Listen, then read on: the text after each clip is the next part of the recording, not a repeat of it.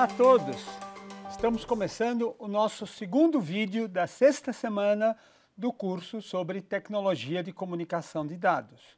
Como vocês sabem, esse curso é dedicado a explicar, a apresentar as principais tecnologias que revolucionaram o mundo e possibilitam toda a pleiade de comunicação de dados que nós usamos nos dias de hoje, que hoje mudaram completamente a nossa vida. Uma das formas mais importantes, mais conhecidas de comunicação, que teve um grande papel na globalização das comunicações, são as comunicações via satélite, porque elas permitem comunicações de longa distância, cobrindo praticamente todo o globo terrestre. Hoje em dia, as comunicações via satélite são rivalizadas, sofrem uma forte competição das comunicações via canais de fibra óptica em enlaces transoceânicos, cujo custo baixou bastante, né, e o satélite sempre tem o risco do lançamento, então há uma forte concorrência dos dois sistemas, mas ainda existem um grande número de sistemas que utilizam a comunicação via satélite nas várias formas como a tecnologia apresentada, que nós vamos estar discutindo um pouquinho aqui com vocês nesta aula de hoje, tá bem? Bem, vamos passar para os slides aqui então diretamente, sem mais conversa fiada. Basicamente, um satélite, a comunicação via satélite é formada por estações terrestres, onde você tem uma antena grande, tá? Geralmente com mais de 5 metros de diâmetro, depende do tipo de comunicação via satélite também, tá? E ela vai poder ser feita de diferentes maneiras, compartilhando ou não o canal de satélite. Existem frequências especialmente alocadas para comunicação via satélite, que são determinadas por padrões internacionais, e diferentes países têm um certo número de satélites em órbita da Terra. O Brasil, por exemplo, hoje utiliza 12 diferentes satélites para suas comunicações. Os satélites podem ser classificados em geoestacionários, que são aqueles que estão sempre em cima do mesmo ponto da superfície da Terra, que giram na mesma velocidade do planeta, ou satélites de órbita baixa. A gente fala órbita baixa, órbita média, conforme o caso, que são aqueles que giram mais depressa do que a rotação do planeta e, portanto, não estão sempre cobrindo a mesma posição. Estão em diferentes posições do globo, em diferentes momentos do tempo. Em geral, quando vamos utilizar satélites de órbita baixa, nós combinamos vários satélites para que juntos possamos ter uma cobertura mais completa e mais permanente de uma determinada área. Vamos falar a respeito. Aqui vocês veem a essência de um sistema de comunicação via satélite. Os diferentes usuários ligados diretamente à antena ou ligados à antena através de uma rede, tá? Em algum lugar nós temos o uplink, que é para onde nós transmitimos o sinal para o satélite. O satélite é um elemento que tem uma potência limitada, então ele transmite o sinal novamente para baixo, mas para receber é preciso uma antena grande, como discutimos no vídeo anterior sobre sistemas de radioenlace, que seja capaz de dar o ganho necessário para que o enlace de satélite funcione.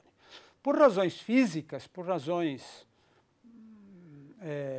da lei da gravidade, um satélite geoestacionário tem que estar a uma altitude muito grande. Ele fica aproximadamente a 36 mil quilômetros acima da superfície da Terra. Isso é praticamente 1/10 da distância da Terra à Lua. E o sinal tem que ir e voltar, fazer 2 vezes esse caminho. Isso limita o tempo de transmissão que nós precisamos para utilizar um satélite geoestacionário em cerca de 200 a 300 milissegundos, conforme o caso. Existem 2 tecnologias básicas que nos permitem utilizar o satélite. Uma primeira tecnologia, chamada SCPC, Single Carrier Per Channel, utiliza canais ponto a ponto. Eu tenho uma antena de uplink, uma antena de downlink. Toda a largura de faixa é dedicada a uma única transmissão. Eu tenho uma única portadora. Esse sistema é interessante quando nós precisamos de uma alta taxa de transmissão, tá? Eu fui para frente sem querer aqui, deixa eu voltar para trás. Né? Geralmente canais de mais de 2 megabits por segundo, às vezes até canais de 34 megabits por segundo ou mais, tá? E combinando voz e dados. Então, você vai ter uma empresa que agrega múltiplos canais de voz e de dados de vários usuários e ela é dona do canal de satélite, ela domina todo o canal de satélite. Só ela está transmitindo naquela frequência.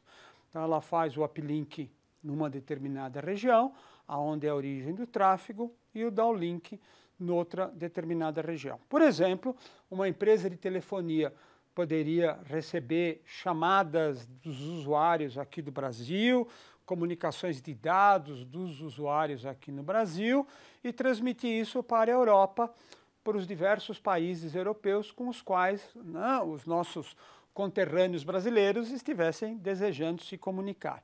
Mas o usuário não faz o acesso direto ao canal, o usuário não vê a antena do canal. Ele usa o serviço de uma empresa.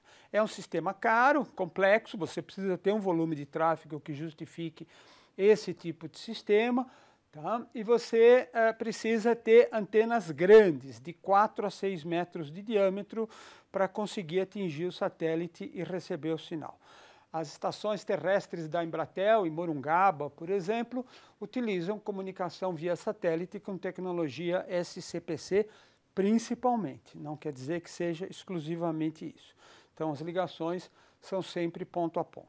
A segunda tecnologia, o segundo modo de utilização de satélite, é a tecnologia chamada de VSAT, Very Small Aperture Terminal. Como o nome está falando, ela utiliza antenas bem menores. Né? Por exemplo, para eu conseguir um canal de 19.200, eu preciso de uma antena de 1,2 metros de diâmetro. Deve ser mais ou menos desse tamanho, assim. Não sei se o meu metro está muito grande ou muito pequeno, não importa muito. Mas vocês imaginam que seja 120 centímetros. Ou seja, uma antena que você pode ter numa empresa, que você pode ter num hospital, num local qualquer, que queira fazer a comunicação via satélite. Neste caso, o que acontece? Eu tenho um ponto central com uma antena grande que sobe o sinal para o satélite, faz o uplink. E o satélite transmite o sinal para todos os outros pontos, faz o downlink em baixa velocidade. Como a taxa de transmissão é menor, consequentemente eu preciso menos relação sinal-ruído, lembra da aula sobre capacidade de banda, né? E, consequentemente, eu posso ter no receptor uma antena menor, dependendo da qualidade que eu quero usar. Então, por exemplo, eu posso ter 100 usuários numa região grande, num país, num grande trecho de um país, transmitindo a 19.200 bits por segundo, tá? E, no outro lado, um uplink de 1.9 megabits por segundo, que é 19.200 vezes 100. Por exemplo, um único satélite com essa tecnologia poderia cobrir toda a região amazônica, oferecendo serviço de dados para 100 cidades diferentes dentro dessa região. Tá? Mas aí o sistema já não é ponto a ponto, ele é ponto multiponto. O uplink sobe, desce para todo mundo. Basicamente, o que nós vamos ter numa estação de dados e voz? Vamos ter equipamentos de dados, equipamentos de voz, tá? Os equipamentos de voz são concentrados por um PABX, por algum tipo de equipamento. Aqui eu tenho uma saída digital, aqui eu também tenho a voz codificada digitalmente usando tecnologia PCM ou alguma coisa assim como nós já vimos. Isso é multiplexado, se junta tudo num frame só e vai para a função de transceptor, que faz a modulação de RF em alta frequência e joga o sinal na antena. O que pode mudar é o tamanho da antena, dependendo da capacidade de transmissão que você deseja, como nós já vimos. Tá? A ligação ponto a ponto, SCPC, pode ter um uso dedicado mesmo, ponto a ponto, sobe no lugar, sobe no Brasil, desce na Espanha. Ponto. Né? De lá, alguém vai separar o canal e vai distribuir por canais terrestres. Mas o satélite é um uplink, um downlink, um usuário na entrada, um usuário na saída, e ponto final. Do ponto de vista de satélite, você tem uma ligação simplesmente ponto a ponto. Ou, atrás do receptor, nós podemos ter uma rede comutada, é o caso mais comum. Então, uma empresa recebe o sinal de satélite e, em função de endereço da mensagem, em função de código de canal ou de outras informações, ela transmite isso, por exemplo, numa rede IP. Isso aqui poderia ser a internet, por exemplo. Você utiliza um endereço IP de um destinatário qualquer, a internet encaminha esse sinal para o satélite, para a antena, perdão, e ele sobe para o satélite. O canal de satélite passa a ser apenas um enlace dentro de uma rede comutada e no destino, né, onde você vai chegar, está lá o IP do destinatário com o qual você pediu para se comunicar. Dessa forma, você compartilha o recurso de satélite e pode cobrar menos dos seus usuários, ou melhor ainda, pode cobrar por demanda. Quem transmitiu mais, paga mais. Quem transmitiu menos, paga menos. Aqui está o exemplo da ligação ponto-multiponto no sistema VSAT dedicado. O sistema VSAT muitas vezes é utilizado dessa forma dedicada porque o usuário coloca uma antena dentro da própria instalação dele. Então, se for uma cidade remota, por exemplo, a prefeitura ou algum outro órgão encarregado dessas comunicações instala uma antena de pequeno tamanho e tem uma forma de se comunicar com o usuário remoto. Ou empresas que têm escritórios em pontos muito afastados, em regiões não atendidas por serviços de telecomunicação, podem conseguir se comunicar com o sistema VSAT de uso dedicado. A um custo razoável, porque não estou pagando pelo canal de satélite todo. Estou pagando apenas por uma fração da capacidade do canal de satélite. Cada usuário vai ter um endereço, né? É claro que um problema que você tem que se preocupar é segurança, porque a mesma mensagem chega para todo mundo. Mas aí você pode usar técnicas de criptografia, se for necessário, técnicas de codificação da sua mensagem. A principal limitação que você tem aqui é a taxa de transmissão, que por causa da antena será limitada, provavelmente um valor abaixo de 64 kilobits por segundo. Tá? Pode ser usado também de forma compartilhada, né? Geralmente do lado mestre. Então, eu posso ter vários usuários transmitindo mensagens através da internet e cada um deles um endereço IP diferente e pelo endereço IP eu direciono a mensagem para cada destinatário. Ou outras formas de compartilhamento, poderia ser frame relay, ATM, né? O IP é apenas um exemplo comum, mas não necessariamente a única solução que você pode ter para esse tipo de comunicação. Como é feito esse compartilhamento do canal? Quando eu vou transmitir, se dois transmitirem ao mesmo tempo, eu tenho uma colisão, eles estão usando a mesma frequência. Nós precisamos ter alguma técnica que discipline essa transmissão, que coordene essa transmissão. No sistema VSAT costuma ser utilizado um esquema conhecido como Slotted Aloha, tá? Ou variações do Slotted Aloha. O nome foi inventado no Havaí. Quando quis se instalar um sistema de internet no Havaí, havia um problema de que as várias ilhas queriam se comunicar e só havia um canal de uma frequência disponível, que é um pouco parecido com o problema do satélite. E para resolver esse problema, foi criado um protocolo primeiro chamado Aloha. Aloha é uma palavra tipicamente havaiana, simpática, né? Aloha, parece todo mundo muito bonzinho. E depois foi aperfeiçoado com o nome de Slotted Aloha. Qual que é a ideia dele? Basicamente, o canal de uplink das estações remotas é dividido em compartimentos, pedaços de tempo. Em cada pedaço eu posso transmitir uma única mensagem. Quando a estação deseja transmitir, ela espera começar um novo compartimento. Tá? No momento que o compartimento começou, ela transmite a sua mensagem. É claro que se duas estações estiverem esperando para transmitir, vai haver uma colisão. Faz parte das regras do jogo. Essa colisão vai fazer com que as duas mensagens sejam perdidas. Você não vai ter nem o A, nem o B conseguiu transmitir, mas eles não sabiam que os dois queriam transmitir. Aconteceu a colisão. O que acontece é que nenhum dos dois vai receber um reconhecimento. Nenhum dos dois vai receber uma confirmação de que a sua mensagem foi transmitida.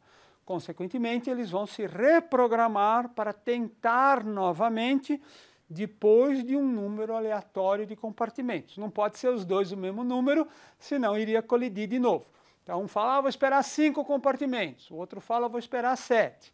Legal, tomara que os dois consigam transmitir novamente. Tá? Se consegue uma utilização do canal razoável dentro desse protocolo, mas também existem mudanças aí, sistemas que procuram tentar ganhar mais desempenho em cima de configurações particulares. Tá? Um tipo de sistema que está se tornando mais popular, parece, são os satélites de baixa altitude, aqueles que não são geoestacionários, que não estão sempre no mesmo ponto, principalmente para comunicações via internet. Tá? Um sistema de satélite de baixa altitude parece um pouquinho um sistema de telefonia celular. Só que no sistema de telefonia celular é você que está andando e passando de uma estação radiobase para outra. No sistema de satélite de baixa altitude é o satélite que está andando. Sai um satélite, vem outro. A primeira tentativa nesse sentido foi feita pela Motorola, um projeto chamado Iridium, já há uns 20 anos atrás. Não tenho a data exata de cabeça, mas faz muitos anos. Que era para utilizar muitos satélites em altitude bem baixa, da ordem de 200 quilômetros de altitude. Esse sistema fracassou, acabou falindo, não deu certo, porque o custo de lançamento era muito alto desse teu sistema. Tá? Hoje em dia, a gente tem outros sistemas. Em 2014, por exemplo, o Google anunciou um investimento de $1 bilhão para constituir uma rede de satélite próprias, e para ter cobertura mundial com essa rede, ele precisaria de 180 satélites. Satélite pra caramba. Atualmente, parece que a informação que eu tenho, o sistema consta de 16 satélites controlados por uma empresa chamada O3B, que opera numa altitude de 8.000 quilômetros, média altitude, e tem uma cobertura de 40 países. Infelizmente, se você quiser cobrir mais, vai ter que lançar mais satélites, não tem outro jeito. Essa figurinha eu peguei da Wikipédia, ela é bem interessante porque ela mostra a altitude dos vários sistemas de satélite. Né? Então você vê que um sistema, por exemplo, que está operando como o Iridium, né? Era um sistema de órbita bem baixa, que praticamente na mesma altura que está o telescópio espacial, o Hubble. O sistema da O3B, o sistema do Google, já opera aqui, ó, numa faixa de 8.000 quilômetros acima do nível do mar. Tá? E os satélites geoestacionários estão aqui nessa órbita externa, tá? A cerca de 36.000 quilômetros acima do nível do mar, ou pouco mais de 40.000 quilômetros em relação ao centro da Terra. Tá? Um pouquinho mais para cima, 300 quilômetros mais altos, tem a órbita do cemitério. Não se preocupe, quando você morrer, não vão te jogar na órbita do cemitério. Ela é usada pelos satélites geoestacionários que já não têm mais utilização, que esgotaram as suas baterias, então eles são movidos para essa órbita de cemitério, aonde eles não perturbam a operação dos satélites que estão em funcionamento. Eu pus essa figura, ela assim não diz muita coisa, mas eu recomendo muito que vocês deem uma olhada no link, né, no link que eu mencionei ali para vocês, porque quando você abre na Wikipédia, o satélite aparece girando.